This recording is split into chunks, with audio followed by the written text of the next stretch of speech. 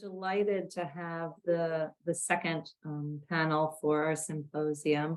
And this panel, I'll be introducing each of the participants. This panel is centered on, if you will, an HBO documentary entitled Endangered. All of the participants have participated in some way in that documentary, and it really highlights a lot of the themes that we were hoping to explore today in the symposium from a number of angles.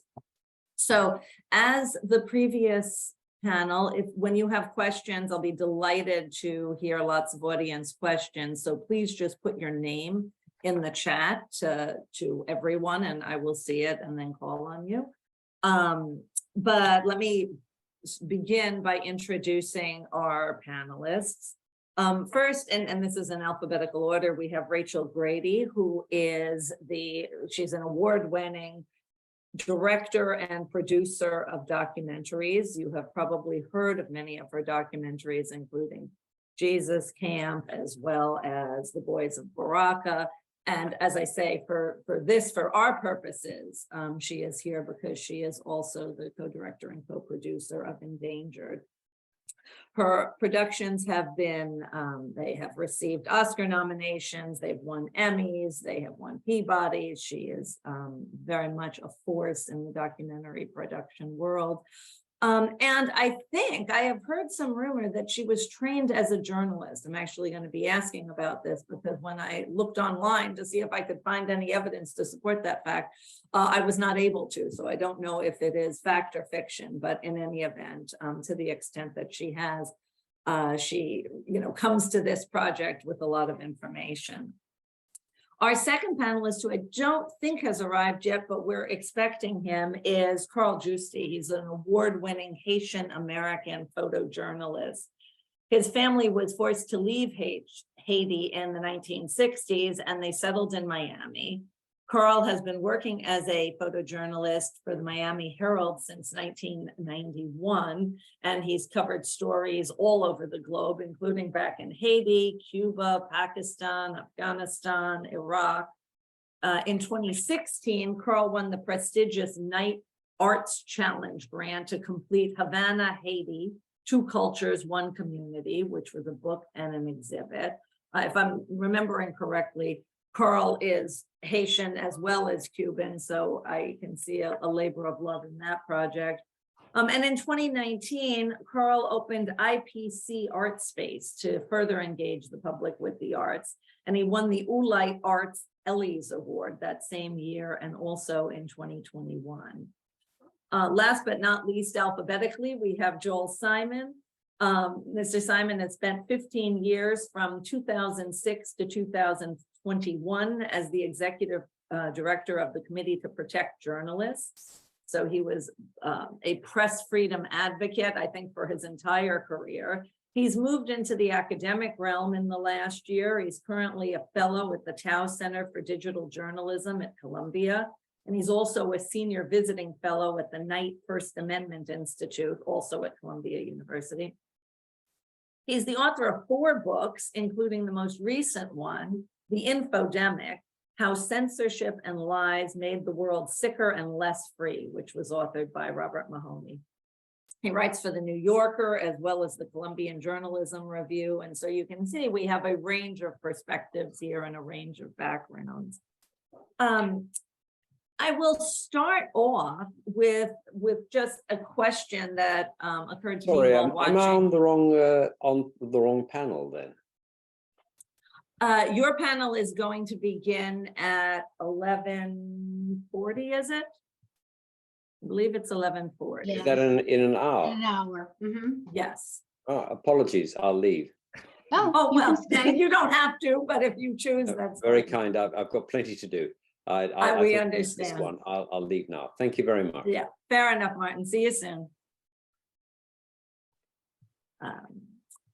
Don't time zones and Zoom combine to create confusion? They on a regular basis. All right, so again, I'm as I say, very, very happy for audience questions as we go through, but I will throw a couple of questions out there to begin the conversation. the film is fascinating and it gives rise to just so many interesting topics. But the one I wanted to start with was this. Although when we think about restrictions on press freedom, we tend to think about governmental restrictions, but I think the film makes clear that threats to journalism emanate at least as much from journalists as from a hostile populace, that these are working together in today's world. And at one point in the documentary, the scene flashes to, I believe it's Youngstown, Ohio, where the local newspaper is being shuttered. It's closing down. And so a journalist interviews a woman from Youngstown and asks how she feels about the newspaper closing. And her answer is basically good riddance. She says, it's no wonder that this newspaper is closing. They espouse liberal views, and I'm a conservative, and I have nothing good to say about this newspaper. And moreover, I don't want to spend money on a publication that does not represent my views and my values. And in the scene, the woman comes off as somewhat narrow-minded, obviously. But it got me to wondering a couple of things. First, are we more, I don't think you would have seen this scene 20 years ago, 30 years ago. I'm convinced you would not have. And so then the question is, why not? Right? Have we become more narrow-minded? Have we become more siloed? Are we less willing to listen to other people's views? That's one possibility. Another possibility is that we're not any more narrow-minded than we used to be, but the views themselves have become more extreme. So that some decades ago, when I was reading a newspaper, the views would be much more narrowly confined, so that even if I didn't agree with one precisely, it would be within my realm of this is a reasonable discussion point to have. And now our views have become so much more extreme that if I'm on this side, I want nothing to do with publications that promote a different viewpoint. So anyway, I'd like you, if you could talk about that for a second, I'd appreciate it. And then related, given that we have people, and I don't think the woman in the documentary was unusual. She might have stated it in a particularly blunt way, but I think a lot of people would say the same thing, or even if they wouldn't say it, they would feel it, right? They would not, they don't want to read things that they don't agree with. And so as a journalist, and I realize, Rachel, you are obviously more of a documentary maker than a journalist, but for all of you, what does that mean in terms of who you're appealing to? Who is your audience now? Are you even trying to reach people who might not be immediately receptive to your views, or are you just, giving up on those people and talking to your core audience? Well, I think let's start with the word that you use, views, because news is not views. Opinions are views. And if you want views, go to Twitter, or Facebook. Those, I think that distinction has really separated itself. So that would kind of be in the bucket of the populace no longer trusting, the news. And I think we should stick to that as our definition of what a journalist does. What I do is not journalism. And that I thought it was interesting that you said you couldn't find anything online that said I was a journalist, because I decided not to be a journalist. I went to school for it. I didn't want to follow those rules. And documentaries, I think, are different. And that's a whole other conversation. And we can talk about that if anyone's interested. But what the woman I thought was so interesting, this specific thing that the scene that you described, she says it as views. Views are on the opinion page or the editorial page. So I think that there is that distrust that's happened. And, you know, I use the word, we use the title Endangered as an umbrella. And what Joel was doing at the CPJ and what the CPJ does, I think also has sort of at this point that umbrella as well. Although I think it started more literally, meaning they're endangered of being silenced by being jailed or killed or threatened, you know, to their physical well-being. It's now spread to mean more things, meaning being silenced or endangered of reporting the news because your paper is closed, or because politicians, leadership, people you trust are saying that you're a liar, or that you're spreading what they're describing as fake news, which is a very misleading term. It's just things that are untrue. The word news shouldn't be in it. Or being essentially your audience just thinking you're lying. So any of those things happen, you are endangered of telling the truth. So I think that is where kind of opinions and views are different than news. And that's kind of what a core, you know, point of view that the film takes. And that problem seems to be just exponentially getting worse. I think social media has a huge part to do with that.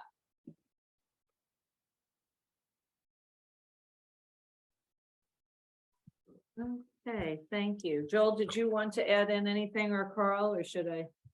I will let Carl, do you want to go first? But I definitely have something to say about that, but I'll let Carl. Sure, I go. can go first. I think the environment in which the press operates now is very, it's almost like a powder keg. I mean, we can't do anything right. I mean, the left gets us because we're being not hard enough on the right. The right doesn't like us, doesn't believe us. And I guess that's where we need to be, somewhere in the middle where we just call the shots the way they land. But I don't think this country has put the proper investment into information first responders, because that's what I think is what I do for a living. I get to write the first draft on history, and at times you're somewhere caught in the middle, and being in the middle, yes, it is difficult, but that's where we need to be. That is where we somehow make sense of the information that we're receiving. We make sense of how we deliver that information, and we begin to understand the role that we play and how that information is digested. Yes, it's difficult. And I think because of the economics of being involved in media, specifically journalism itself, has put a strain. We're doing far more with so much less. And I think the movie speaks to that, because you see everyone multitasking. I am shooting, I am sending, I'm also posting. And there is no reprieve from the constant, even this morning, we had breaking news and always trying to react.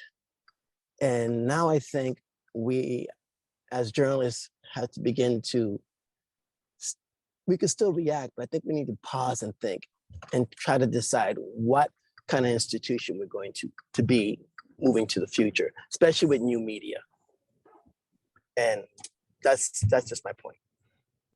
Thank you. Joel?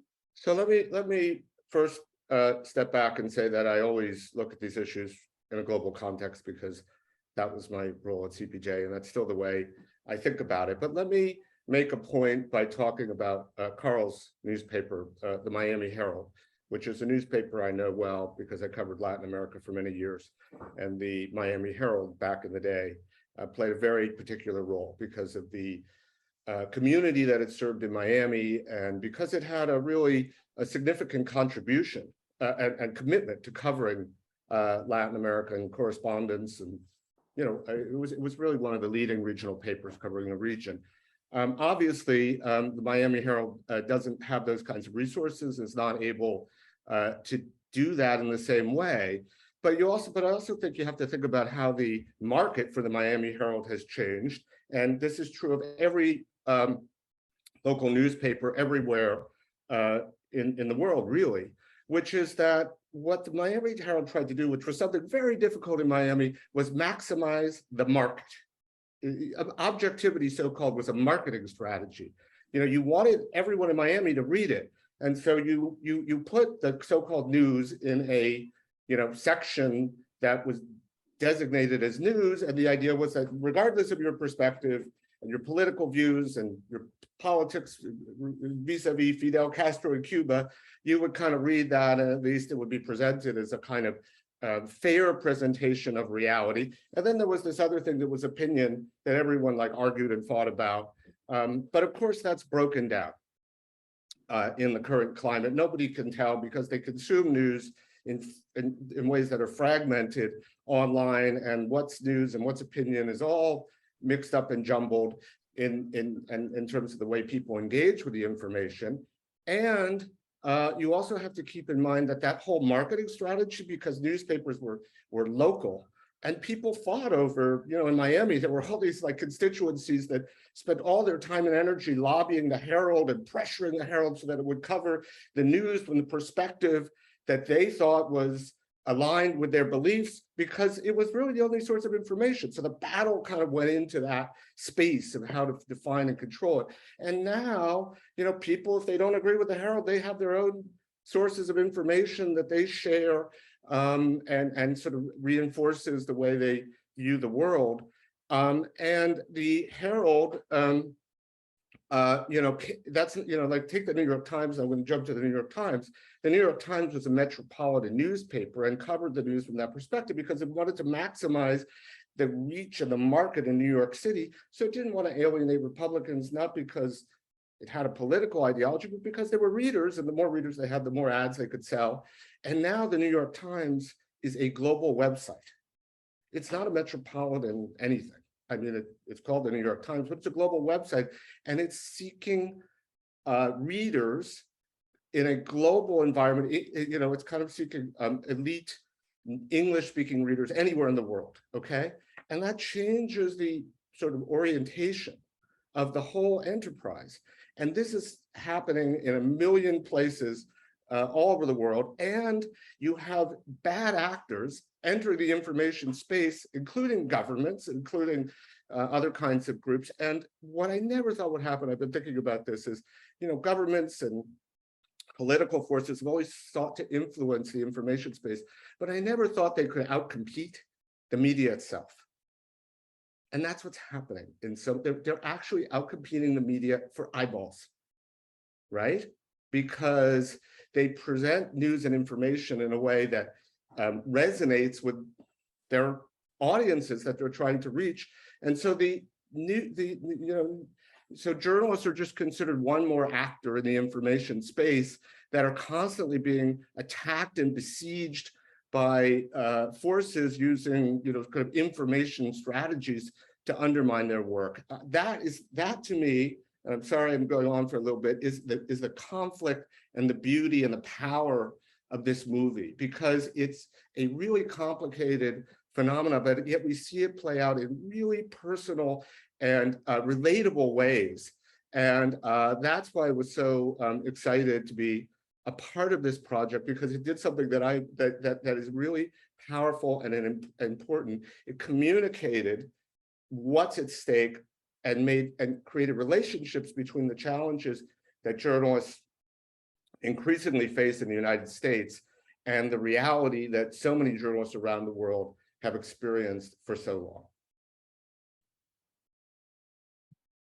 Thank you so much. All of your comments gave rise to further questions. Can I just follow up with Joel for 1 second, and then I want to get back to something that Carl said. Following up on your comments, Joel, in some way, what you're presenting is when there was a monopoly on the news, when the Herald was the only source of news in that environment, things were better, right? Or there No, was, I'm not going to go that far. Things were different. okay, yeah, talk to me about, because yeah, usually we think of more sources, more egalitarian, there's a competition, and from that competition will rise, truth, or, I mean, we typically think about it in terms of lower prices, but do you see what I mean? That we keep each other honest in some ways, but it does seem like that's not happening now, I mean, look, we can just go to whoever says what we want to hear. Things were better in the sense that Herald, had correspondence all over the world and could cover these issues. And there was a civic space that people fought over. Things were not necessarily better because important voices were excluded. That's the reality is, they fought over it because they felt that their voice wasn't reflected in, whatever news organization dominated the civic space.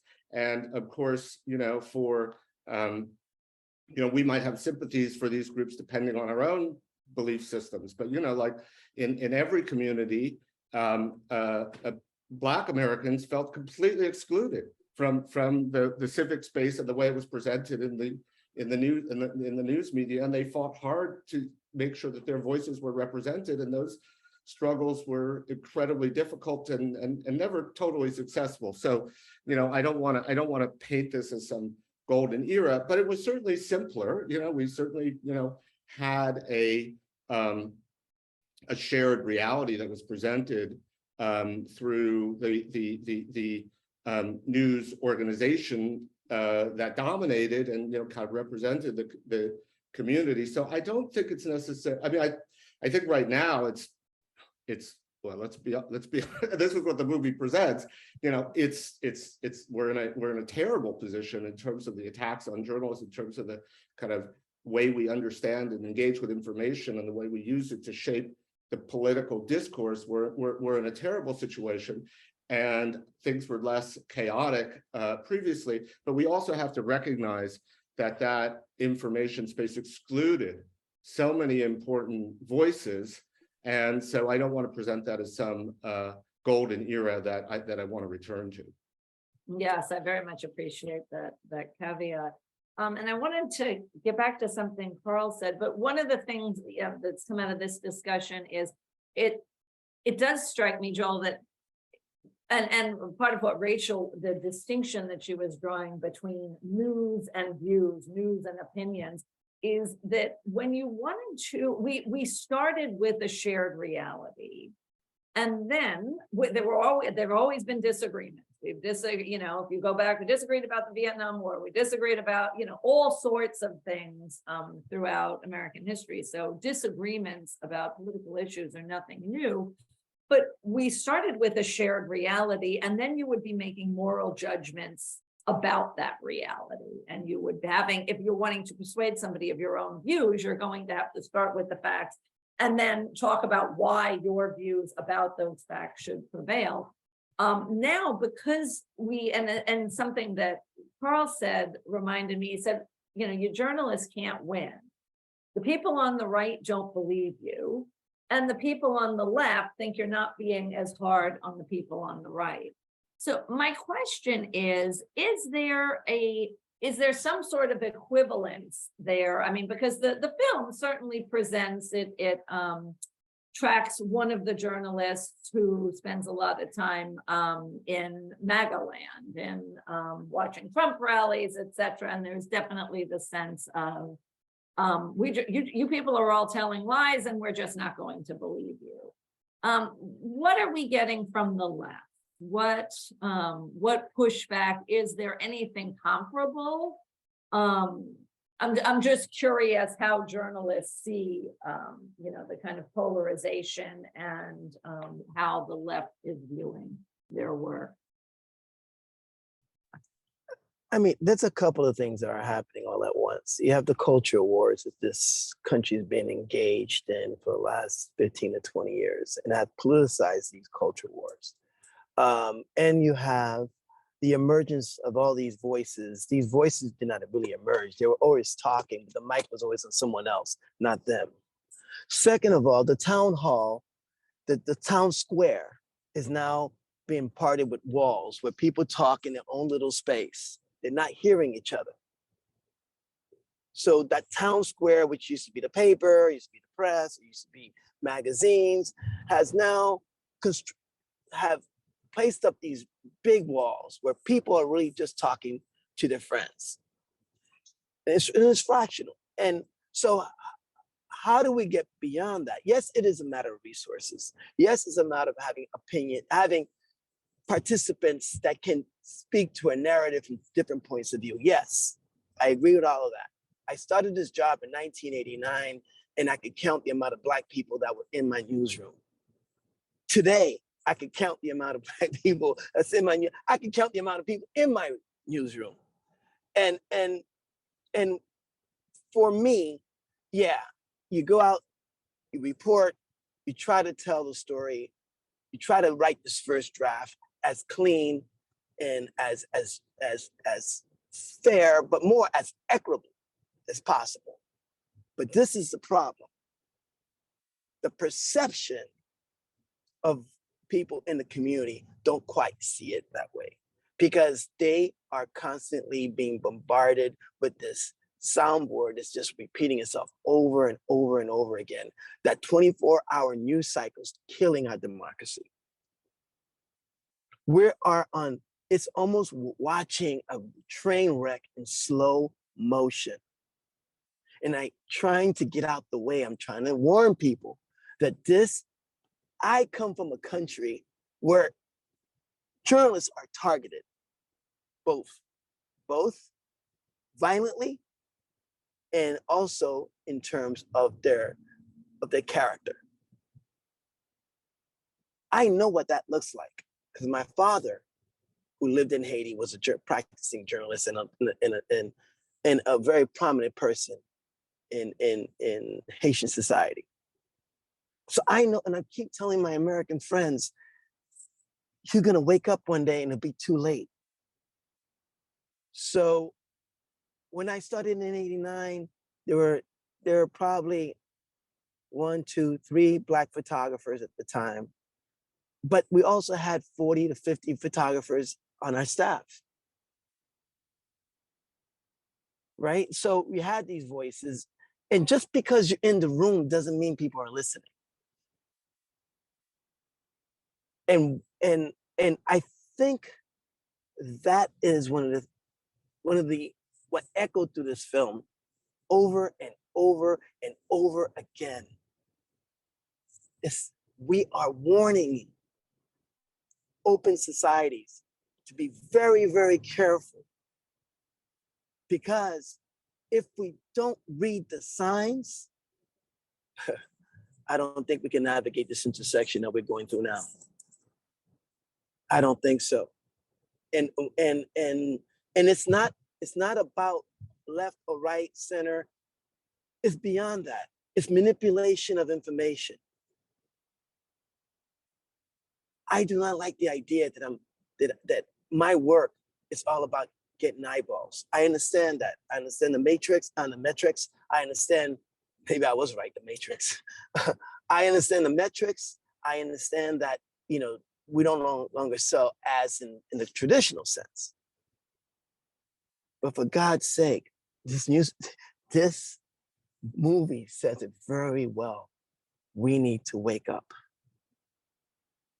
because what's ahead of us, I hate to say it, it's not pretty at all. And it's happening in Europe. Look what Britain's going through now. It's happening in Israel.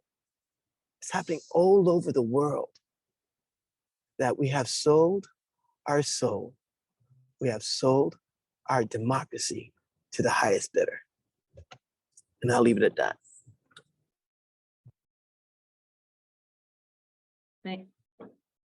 Thank you, Carl. I see in the chat, put your name in the chat if you'd like to ask a question. And Rachel. Hi, nice to see you all. Thank you for being here. I have a few questions actually, but I first want to touch on what Carl just said. This documentary, it painted a very grim picture of press freedom. And Carl, your expressions are also very grim. It sounds almost hopeless.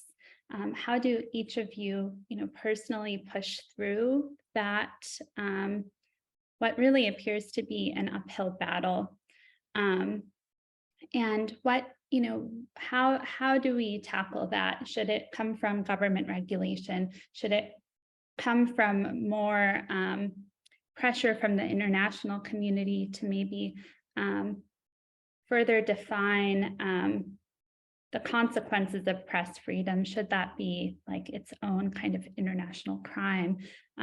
Should it be bottom up, where we are implementing, kind of media freedom education in schools to kind of drum up the importance of thinking critically to, about the world around us from a young age?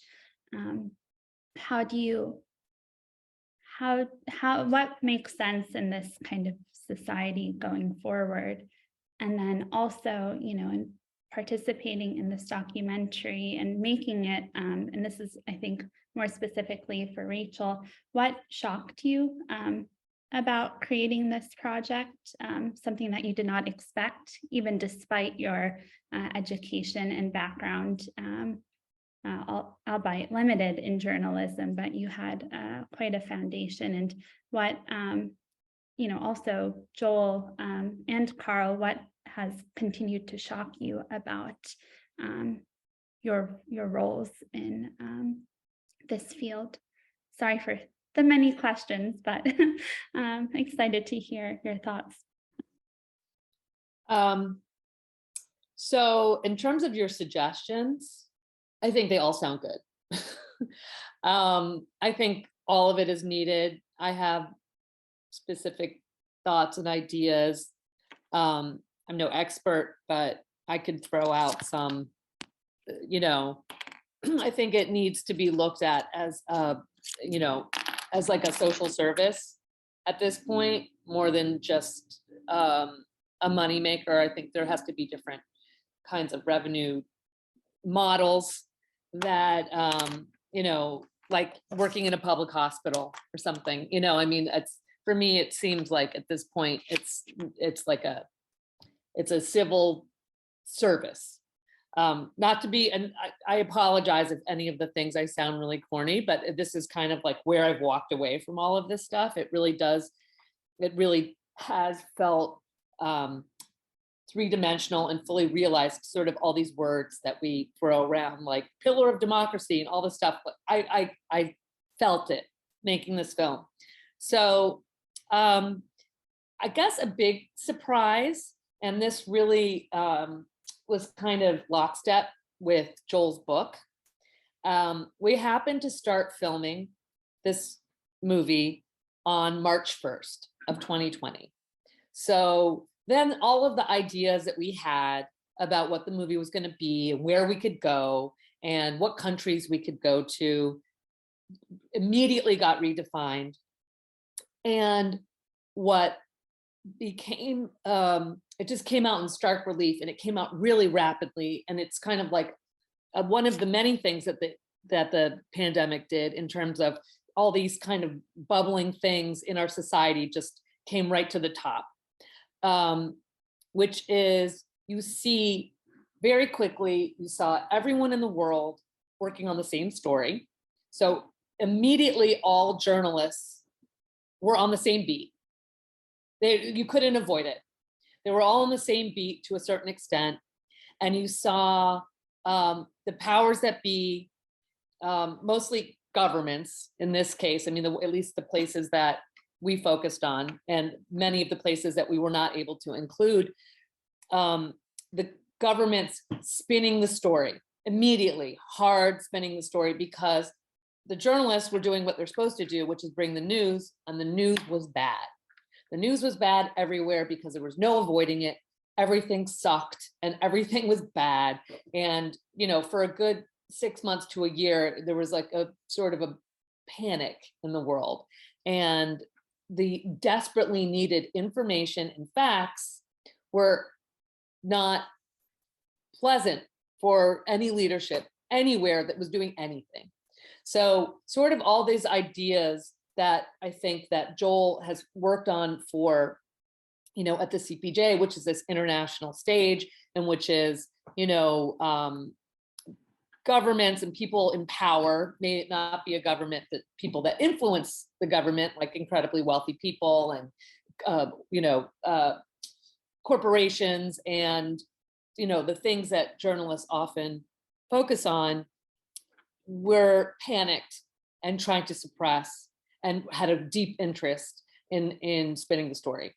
So it wasn't that it was a surprise. It was just that instead of like a slow splash of information, it was like a cold bucket of freezing cold water was dumped on the story the second we started. So I would say that was sort of that's kind of the story that Joel was telling also from his point of view. And I feel like Carl also had that, just interviewing doctors and interviewing people on the street, and this is a hoax, and vaccines don't work, and just all of the things that had to be sort of unpacked in order for us all, not just as a society, but as a human race, had to get through together. So that was sort of, everything became fully realized in all of its complex problems. Yeah, I can add to that. You go ahead, Carl. Let's go in order. You go ahead. Well, I don't want to be pessimistic, by saying, because as a journalist, I'm trying to make ice in hell sometimes. And that's fine. I'll find a way to make ice in hell, because I do it every day. Every day is a miracle. I get up, putting the paper together, getting stuff on the web. So many things go wrong, and you try to make a bad situation a little bit better. I don't want anyone walking away thinking that I'm pessimistic. I'm not. I think the movie is a reminder of what is at risk. But one of the things the movie does, it gives me a sense of hope, because we have four individuals having the same day in different contexts. Look, this battle is, it's a battle we can win. It really is. But we all have to be brave. And we cannot sit on some past template of how best to retell people's stories and narratives and speak truth to power. Because we're not in 1950s anymore. We're not. And we need to meet people where they're at. That means if it's via Twitter, if it's via Facebook, if it's via website, or if it's a hardcover, if it's a broadsheet, we need to meet people where they're at. Because if we create a vacuum, then things that comes in and fill that space, the things that come and fill up that space may not be to our best interest as a democracy. No, I am not afraid. I am not afraid. I get up every day and I fight. And I'll continue to fight to my last breath. But we cannot fight it alone. This is not a press issue. This is a society issue. What kind of society do you want for your grandkids, for your children, for their children? This is what's at risk. I'm not going back. I am not drinking from a black fountain. I'm not. I'm telling you that now with every breath I have. I will not bend my knees, period. And the film was defiant like that. And I was proud to be in that film. It was an act of defiance. So don't get me wrong. Our best years are ahead of us. I know the power of a candle when things are dark. Trust me. This film was a candle in a very dark time, globally, personally, and in my community. And I will hold that candle up and protect that flame as long as I can. So I'm not pessimistic. I'm actually very optimistic. I just need more candles in that room. So if I can follow up on what Carl said, I mean, look, for 25 years, I was, my job was to defend the rights of journalists for, 15 years as executive director of CPJ. And it was because it was, journalists like Carl who had this optimism. I mean, doing journalism is like a fundamentally optimistic exercise, because basically what you have to believe to go out there every day and do the kind of work that Carl does is that if people had this information that they lack, then that would give them power. You have to believe in kind of the ability of people to, in a fundamental way, engage with information and use that information to shape their own societies. So that's a fundamentally optimistic exercise. And you can't do what Carl does every day if you don't believe that. And the journalists who are portrayed in Endangered, all of them are unbelievably optimistic people. And so that's what kept me going every day. On the other hand, I felt at a certain point that the strategy of defending individual journalists whose rights are violated, I sort of felt that, just from speaking very personally, that there were the challenges we're facing were so deeply structural that no longer felt like what I wanted to devote myself to every day. And that's kind of why I'm thinking about this as a more systemic kind of challenge. And the way that Rachel framed it, I think, is exactly right, which is that journalism is a civic institution, and we need to make sure that people everywhere in the world have access to the essential information that they need to make informed decisions and demand accountability. And in the current environment, we have to treat it as some sort of civic institution, which means that we have to invite governments into the information space in some form, because if it's a civic institution, every, hospitals, the example that Rachel cited, there's a very obvious sort of government presence. But when you invite governments, the governments are also the problem here. So if we invite governments into the information space, they're going to do exactly what Rachel described and what I wrote about in the book, which we saw during the pandemic, which is that they are going to weaponize information to achieve their own political objectives. So how do we both ask governments to somehow manage and regulate and shape the information space and give them this authority and power, and then at the same time tell them to use it in a responsible way, which they haven't done? So that's the paradox of this moment. And one of the frameworks that I'm working on and thinking about in my new life as a quasi-academic is what framework might we apply? And I'm kind of thinking about, is there some sort of public interest framework that might be a way of describing the kind of information space that we're trying to create? And that's one of the things I'm working on. But I want to say one thing just to Rachel directly, which is that, you may not consider yourself a journalist, but I consider you a journalist. And if I were still at CPJ, I would, you got into a scrape, I'd be all over it, because what you're doing, I have a point of view. I'm a journalist. I started out because I wanted to cover human rights violations in Latin America and expose them. And, that was what motivated me. And I've always had a point of view, and I've always felt that, that I'm committed to the facts, and I'm committed to as a basic fairness in the way that I do my journalism, but I've always had a point of view. I don't think that disqualifies you in any way. And so I see that, what I love about, I'm just, I know this isn't supposed to be a commercial for the documentary, but of course, we're Carl and I think feel the same. We're so proud to be associated with it. And so, I just want to say that I think the way that it renders this world of journalists, and as a journalist, I could say this, is fundamentally journalistic. It really lets the voices of the people that it is,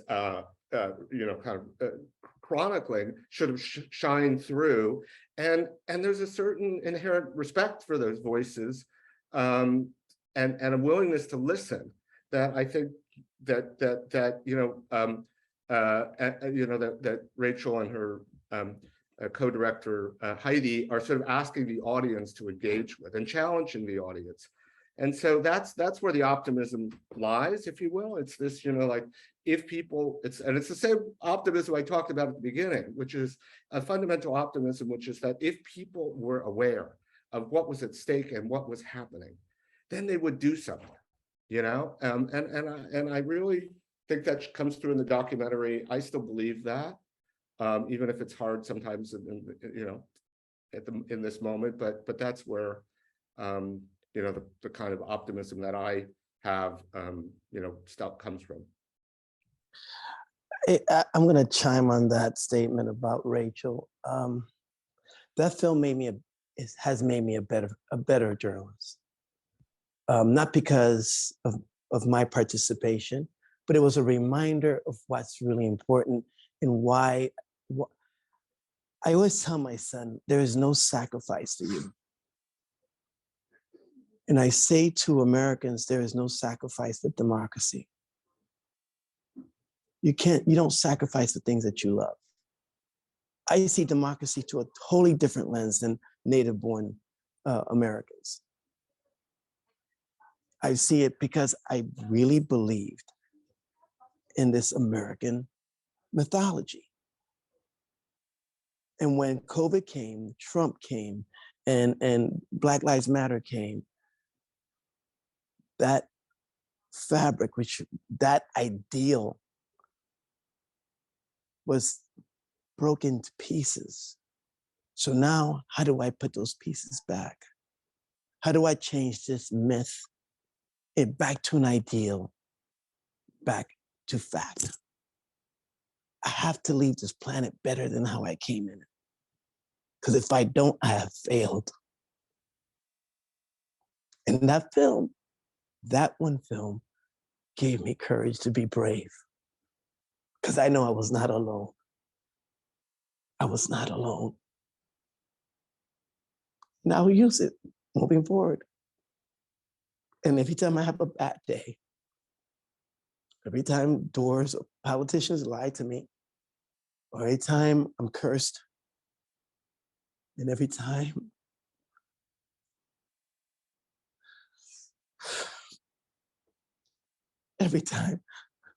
I feel like I'm alone, I'll look to that film.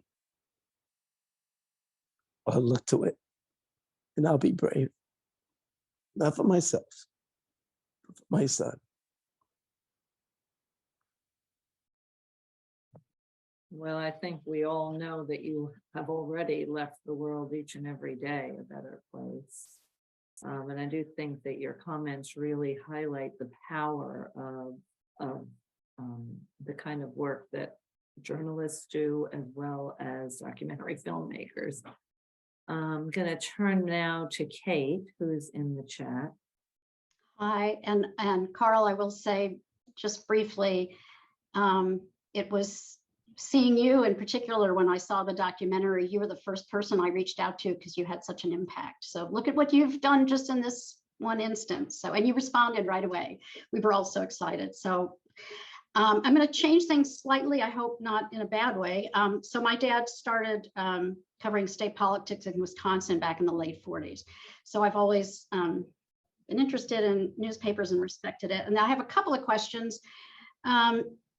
First of all, in that light too, in my jobs, I've always tried to encourage young journalists, to go into the field, and it gets harder and harder to encourage people to stay in the field. They often go in public relations. But one thing, years ago, I saw Arthur Ashe at the press club, and it was right after he'd been, it came out that he had AIDS, and he came, took a lot of courage. He went and wasn't received really warmly, but he made it, I thought, an excellent point too, which is accountability among journalists. So this is sort of a general question in terms of how journalists can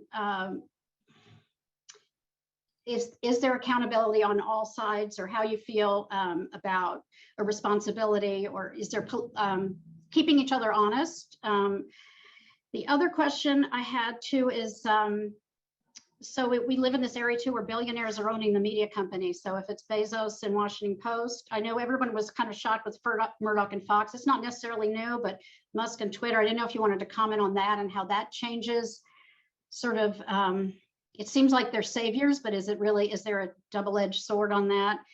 And then the other one too is, so much of us get our news now in some ways from comedians. So beginning with like Jon Stewart, Trevor Noah. And I didn't know if you felt for a lot of people, they're more trustworthy than conventional journalists. And I didn't know if you wanted to, anybody had any comments. And finally, maybe Rachel can start with this. How easy was it or hard was it to get funding for this project? Because I think we all appreciate how important it is, but sometimes that doesn't mean that the funders are there to back you up. And I didn't know if was it easy to get support for this? In this case, there's always different, you get money for stories like this in all different kinds of ways. Over the last 20 years, it's been all kinds of different partners and starting stuff on our own, and just, it's all over the map. This particular story was not difficult because we were partnered with Ronan Farrow, who is a journalist himself, and he makes films with HBO, and he came to us as a partner.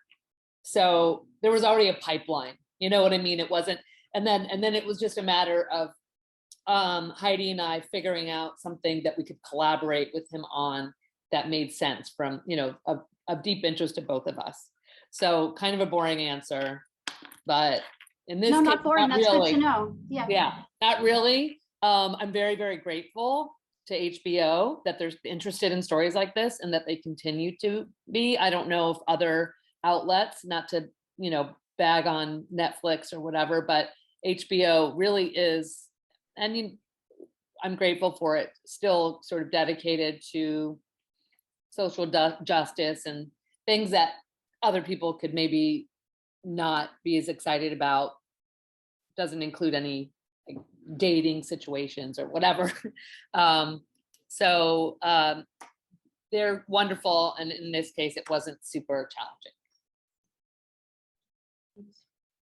and I was all over the place, so feel free to ignore anything that I talked about. Maybe I can, I'm not sure which one. Remind me of you asked about journalistic responsibility, comedians. Yeah, all over the place. Well, I guess, where does one learn to be a journalist now? I mean, is there does that have an effect to it? I mean, I know journalism schools or something, but is it that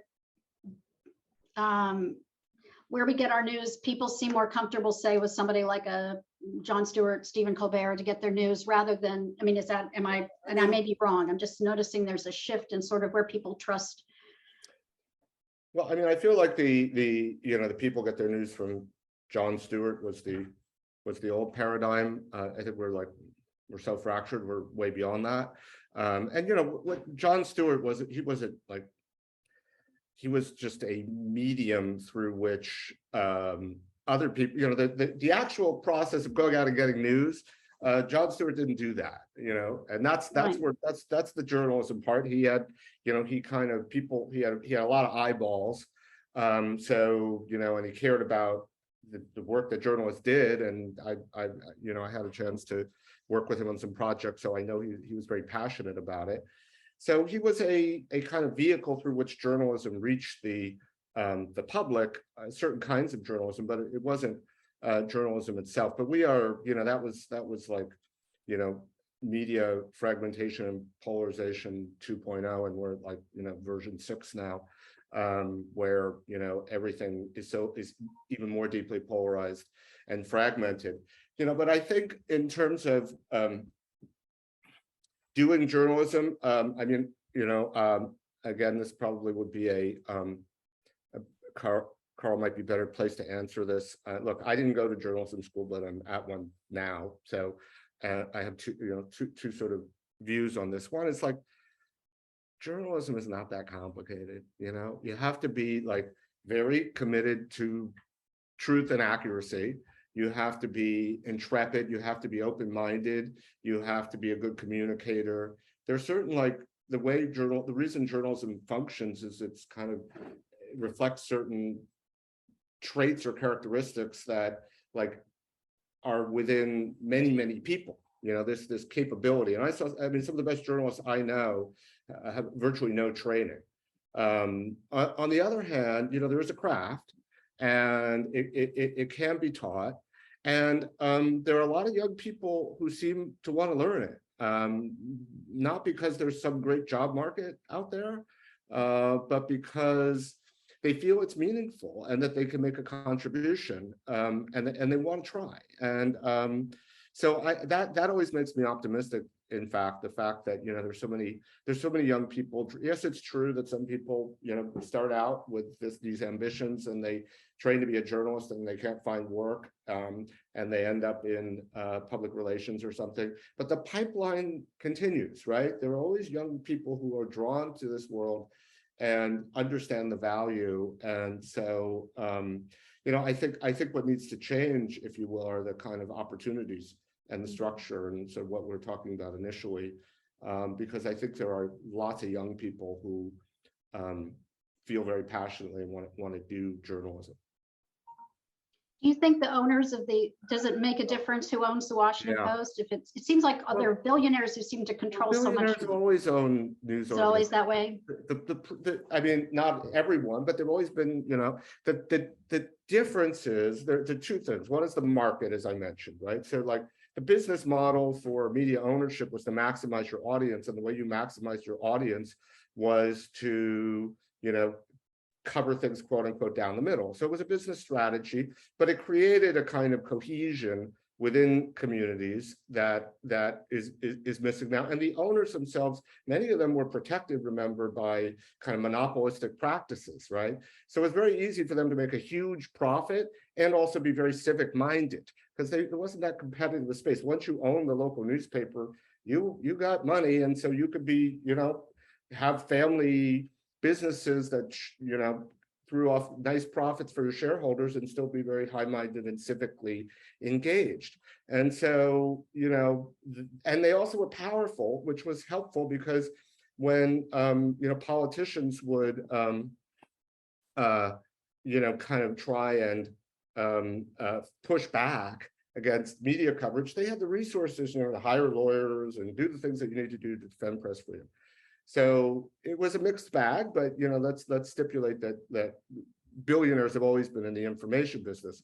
The challenge now is that, you know, the kind of market and is very different, and the way in which you make money off of media, the structures are really different, and it doesn't necessarily fuel a kind of civic-minded and civic culture.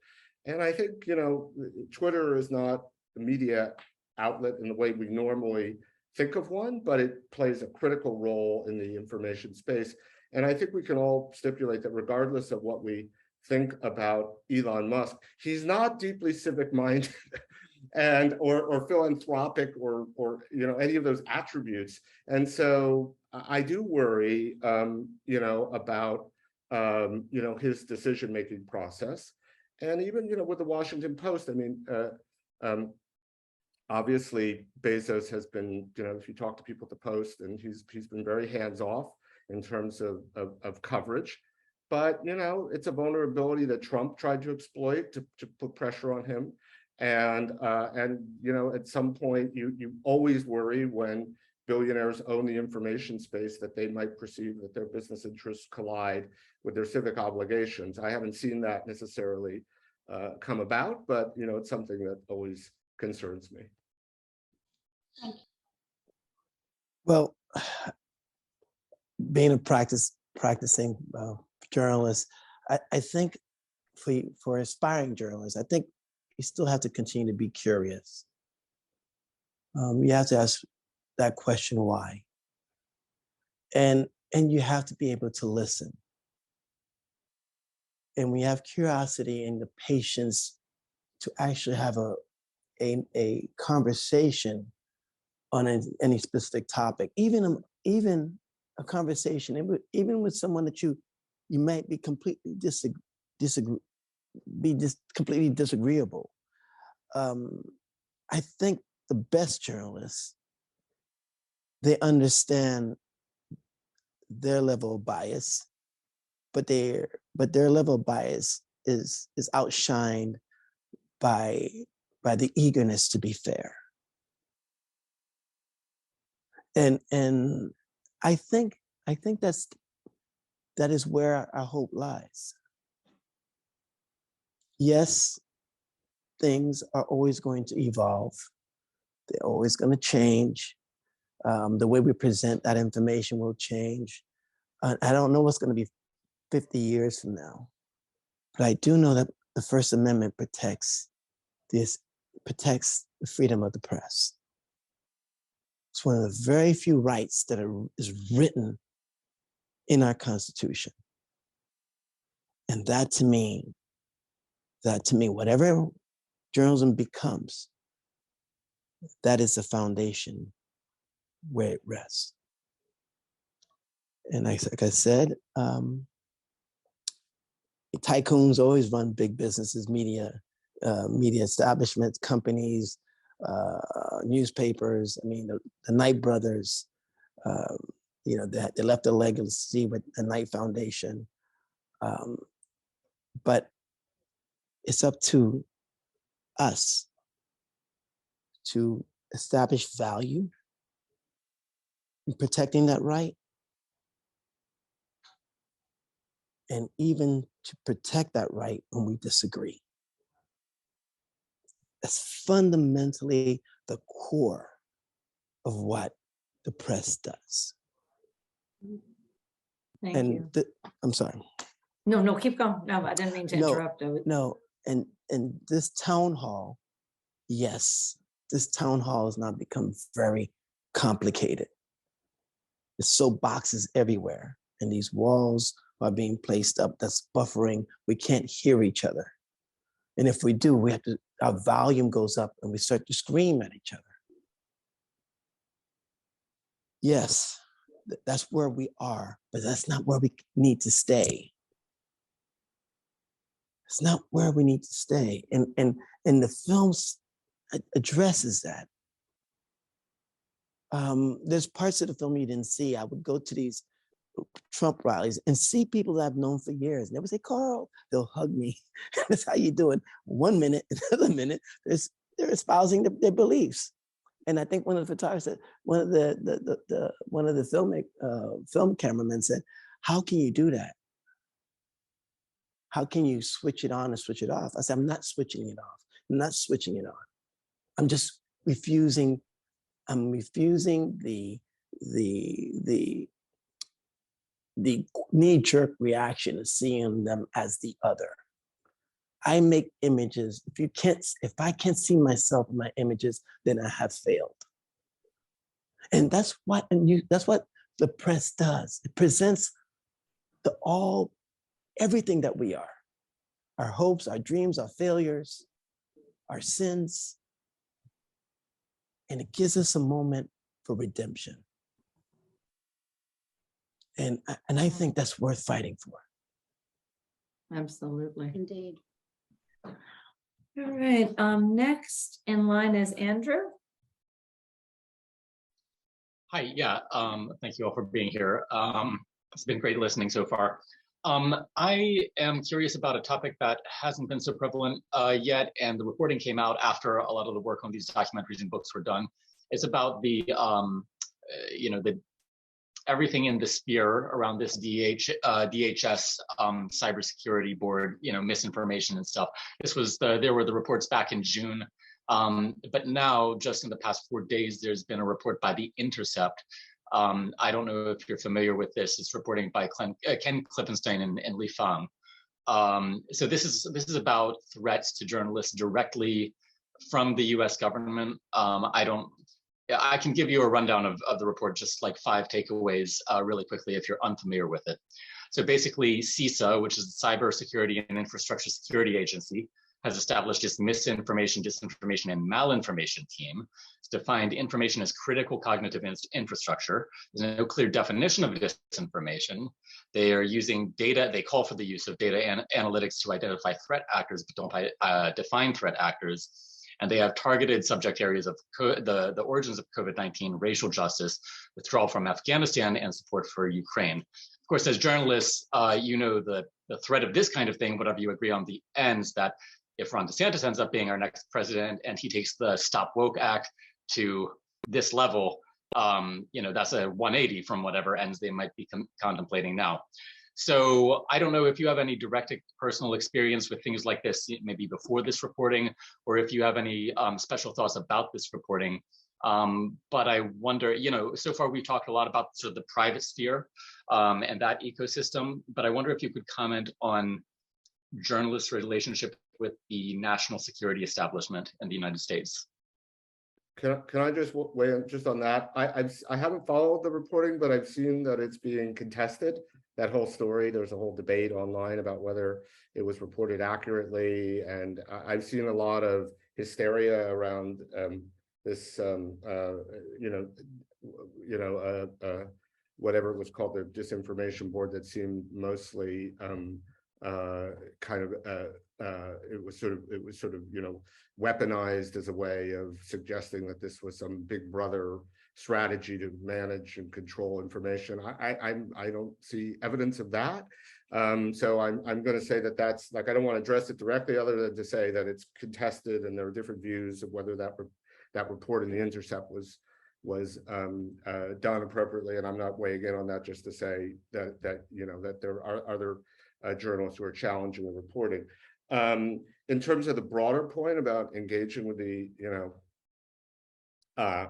information establishment, the national security establishment, it's sort of, that's such a broad question, but let me just say one thing about it, which is that, I think I learned my lesson, and probably Carl did as well, that, I assume that I'm being watched and monitored by some sort of government agency, whether if it's not the United States, it might be some, especially when I was at CPJ, I assumed that, my activity was being monitored in some form. And while we have, had a very capable security team, I never had total confidence that I could protect my data or information. And, when I was dealing with very sensitive information, I always took that extremely seriously. So I think, just the environment in which we work as journalists, particularly journalists who are looking at a national level security issues, we never feel safe in terms of our communication. That I think is probably pretty widespread among journalists. I don't know, Carl, if you feel that way as well. Yes, I do. I definitely feel that way.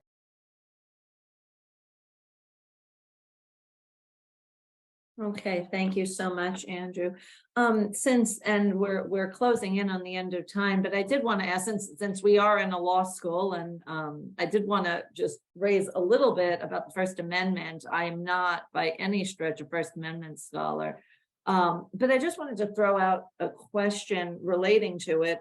My understanding is that our First Amendment tends to be much more protective of free speech than comparable free speech protections that you will get across the globe. And by that, I mean, even in Western Europe, not talking about locations where you don't have much free speech at all.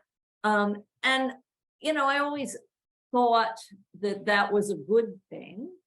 And in recent years, I've started to wonder about that. And I wonder if you had any thoughts. I've started to wonder in the sense that, at least again, and I may be, those of you who know more about the First Amendment, or at least comparative free speech, might disagree. But my understanding is, say, in places like Western Europe, the libel laws were more protective, and there were just a greater ability to challenge untrue speech than you have in the United States. And now that we have this just massive disinformation on the one hand and massive disbelief of, just the willingness to call anything I disagree with fake news.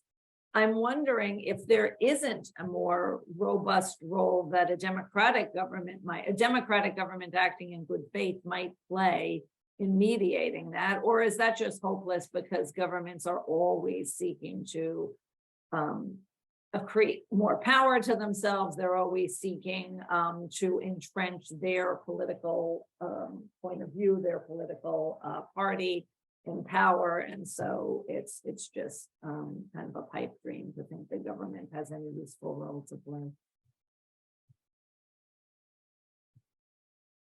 I mean, the one thing I'll say, Carl spoke to a moment ago, which is the First Amendment as an inspiration, and the way in which it's sort of internalized in sort of U.S. political discourse is really important. But as a legal principle, it's a total outlier. No other country in the world has a kind of the same approach as the United States when it comes to speech. And in international law, the standards are very different. And every country in Western Europe tolerates, and it's part of the political culture, much more government intervention in the information space, through a variety of mechanisms like public service media, which are funded, and they accept more regulation of the information space. There's just a lot of government activity, and is the outcome of that better? It's a trade-off. Germany, for example, has very strict laws on hate speech because of their history, and yet they have robust, thriving democracy. The UK has terrible libel laws, and I remember, like when the Snowden revelations were made, the reason that the Guardian, when they got the access to those files, made an alliance with the New York Times. I remember Alan Rusbridger, who's the Guardian, the editor of the Guardian, said, well, we have the memory stick referring to the Snowden documents, but you have the First Amendment. So we're going to, collaborate with the New York Times and publish it in the United States because we're concerned about British libel laws and national security laws and how they might be deployed against us. So the upshot is, here's how I think about it. I think that there's a certain, historically, although the big questions today, obviously, about the First Amendment and whether in some measure it's obsolete, the First Amendment has worked for the United States. It's part of our political culture, and it's been an inspiration to journalists in this country and the way that they think about their role, but it's just not the only system. There's a certain arrogance and smugness that if you don't have a First Amendment, then you can't have a healthy democracy and information system. And when I look around the world, that's not what I see. Yeah, that had been part of the nature of my question. Is I've had the same impression that you can have healthy democracies without the extremeness of our First Amendment, but I appreciate your point of view that if any efforts to change things may actually make things worse in terms of our own political culture, as well as the moment that we're finding ourselves in right now. I see that we have come. Yeah, Carl, yes, please. Yeah, really quick. I mean, we always talk about. You're fine. I mean, we always talk about First Amendment in terms of speech. Well, how does that apply to the visual language? When I'm out photographing and I'm trying to tell truths, and the police officer says, "Oh, put your camera down, you can't shoot that." Or if I'm at a political rally and someone puts their hands in front of my camera after being invited to be there. And we talk about First Amendment in terms of speech, but there is a new First Amendment in terms of the visual language.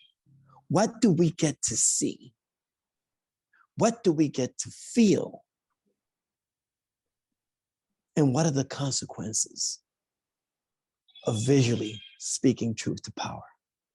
Is it losing my life? Is it being defamed? Or is it being, or if I'm just left to be obsolete?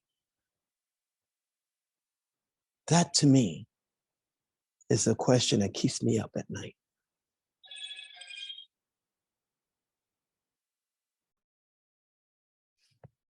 And Carl, if we had more time, one of the questions that I was planning to ask is how does that distinction between the visual, the conveying things through the visual means is distinct from words, but yeah, you've actually, without me asking, you've said it quite eloquently. We are, let's see, yes, we are at the end of our time for this session. I cannot thank our participants enough. It's just been wonderful having the different perspectives that we've had, and all three of you have really enlightened us and informed us. And so we're very, very grateful for your participation. Thank you. Yeah. We are going to take a break, and we're going to be back at 11:45. So we will see you then. Thank you so Thank you. much. Thank you Thank so you, much. It everyone. was great fun. Thank you so much for having us.